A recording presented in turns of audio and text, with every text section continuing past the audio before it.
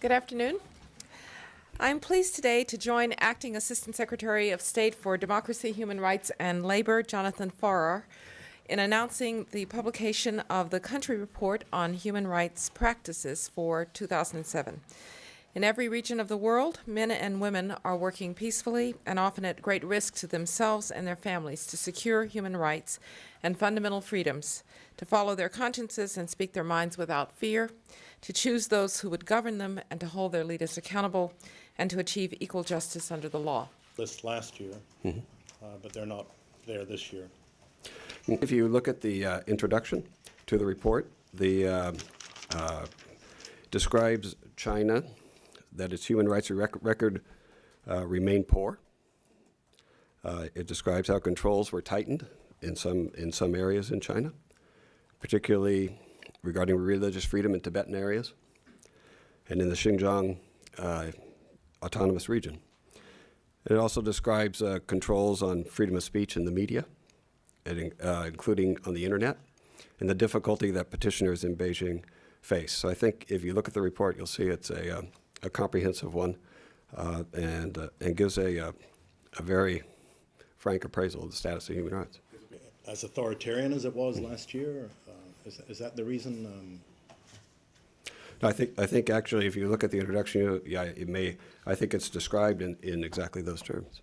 You expect, by mentioning some countries like Venezuela, I believe Venezuela was mentioned in the past year and again this year. The reports themselves stand by themselves, so each country report stands separately. What we try and do in the introduction is to draw a few conclusions. In the case of Venezuela, the introduction highlights the tendency there towards centralization of power and restrictions on the media, and the response of civil society to those efforts. An effort by the government to prevent people witnessing beatings and these kind of things.